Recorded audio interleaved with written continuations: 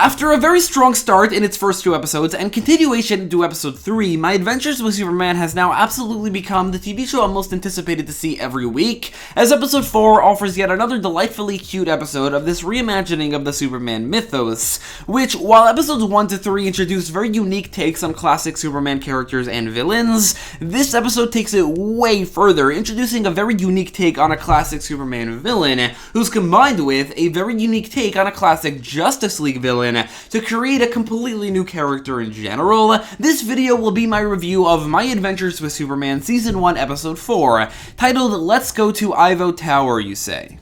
So since I already started talking about him, and he's the title of the episode, let's start this review talking about this episode's villain, Anthony Ivo, who is a Justice League villain in the comics who's most known for having created the actual Justice League villain, Amazo. This show takes some liberties with this character, turning him into a pre-Iron Man Tony Stark-style arrogant billionaire, while Amazo is his company, and he has the addition of the post-Iron Man Tony Stark-style superpowered suits. In fact, his name is also Anthony, and in the episode someone calls him Tony. I think there's a thinly veiled comparison being made here. Additionally, the suit he wears is purple, becomes stronger by draining Superman's powers, and is called Parasite. Now, while Livewire and Silver Banshee were very different from the comics, this particular new take on a Superman villain in Parasite is easily the biggest change from the comics in this show so far, and it's definitely the type of thing that might have only worked in this wholly unique take on the Superman world that this show takes. We've seen many different animated Parasites before, with the character I think basically having been perfected very recently in Superman Man of Tomorrow, so taking a completely new and completely different take on the character remains absolutely legitimate, and of course really fits this Superman show where things are different, and it seems like most villains are tech-based, and the tech is probably Kryptonian.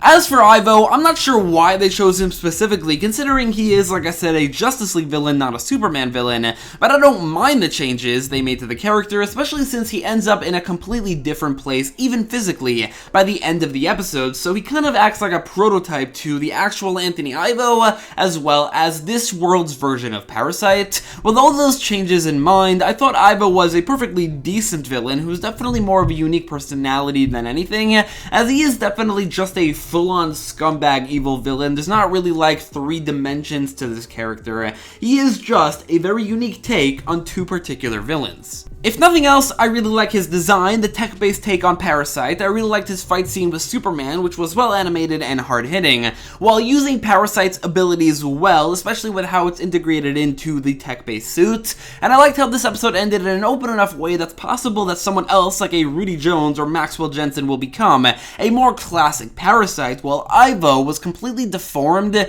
into his more comic-accurate design, leaving the possibility that he will create the Amazo android down the line. Potentially even not even on this show, just as hinted at when the Justice League eventually forms. That being said, I do think that everything to do with Ivo probably moved a bit too quickly. It felt like he maybe should have been around in the background this season for a while before this particular event occurred, but it does seem like they're going for more of a villain of the week thing for now. I just think the pacing of this episode with Ivo specifically wasn't the best, and that's probably the worst thing about it. I will say though, they did say that Lex Luthor won't be appearing in the first season, but I have a sneaking suspicion, and it seems like everyone who's talking about this episode does as well, that Ivo's assistant, Alex, is a young Alexander Luthor, or Lex Luthor, who might just become this show's Lex Luthor over time, hopefully drastically changing his appearance. Since we're already talking about characters, let's move on to how this episode handled the 3 main characters of the show, and this is easily my favorite part of the episode, which is par for the course, or at the very least that's true with Clark and Lois, not necessarily Jimmy.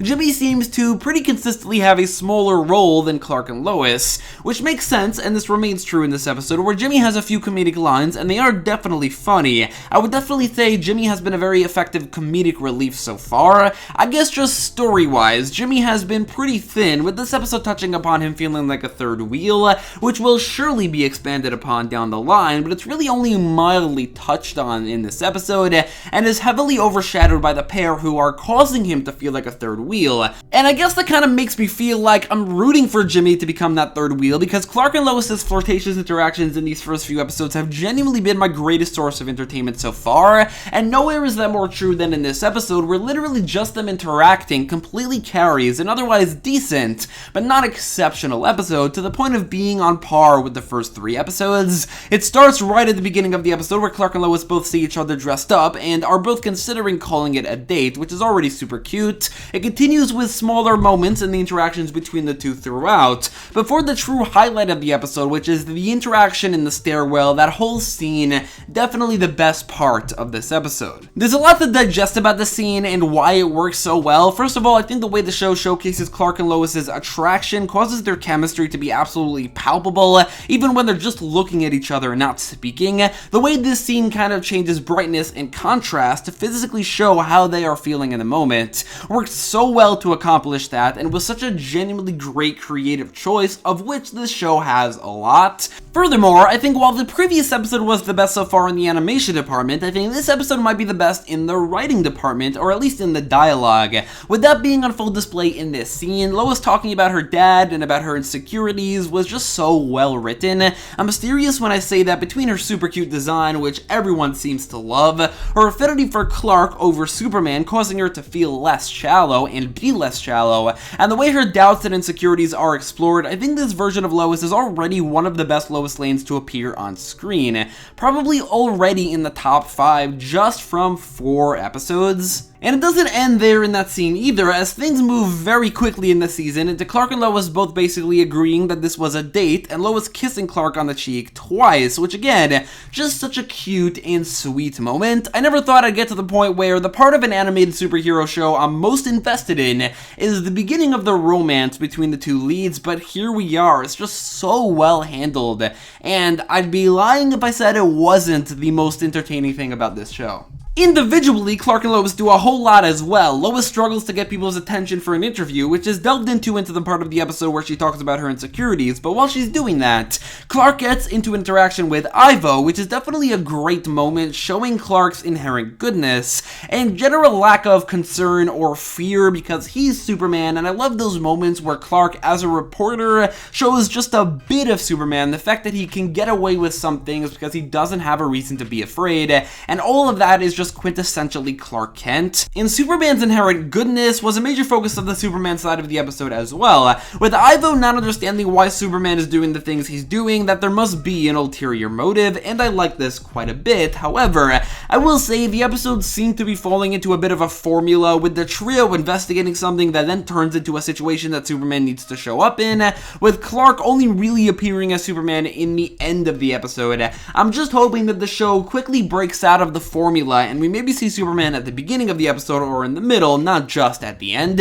Still, while it's becoming formulaic, I thought the story of the episode was generally handled well and was well paced, with the development of the villain being an exception that I already went over, which I think is enough in talking about the plot, if I'm being honest. I kind of went over the plot while I was talking about the characters, and there's only really one last thing to talk about in the plot, which is what Lois does at the end. This episode ends on a surprisingly significant note, with Lois putting together, through the help of her journalistic skills and a certain Kansas Flying Boy article, that Clark Kent is Superman, which is something that came so much earlier in this show's run that I would have ever expected. Honestly, I thought this would be a season finale, maybe even season 2 thing. This is early, but that's definitely not a bad thing. Now that it has happened, I'm really hoping it doesn't get undone. I'm really interested to see how they handle this unique take on the Clark, Lois, and Superman dynamic, where Lois is the one who discovers he's Superman without being told very early on. I love this scene because of how unexpected it was and how early it was in the season, and because of the possible story that came out of it, or that can come out of it. So that's definitely a huge positive for the episode. I mean, the episode ended, and I was stunned. I was like, whoa, that was crazy. So that's a huge positive. In terms of animation, I think this episode might just be the least impressive of the season so far, as the action scenes are maybe not as fluid or exciting as the previous episodes. That's not to say the animation is bad, not even close. It's just ever so slightly worse in that regard than the previous 3 episodes. The emotiveness of the characters is something I pointed out about the previous episode, which was so noticeable and so great. And while this episode definitely has some very noticeable and memorable shots of emotiveness, it wasn't as noticeable or impressive as the previous episode, bringing that particular aspect of the animation back to the standard of the first 2 episodes. So basically in the emotiveness, it's equal to the first 2, worse than the third, while in the animation of the action scenes, it's probably the worst of the season so far. Again, it sounds like I'm being negative here, but that's really just in comparison to the great first 3 episodes. It's still very well animated and still has such a delightfully charming and unique art style that it really benefits from. So in conclusion, My Adventures with Superman remains pretty consistent in its great quality, in a very funny episode with relatively great animation and action, a very interesting and unique take on Parasite and on Anthony Ivo in combining the two, even if he did feel a bit rushed as a villain.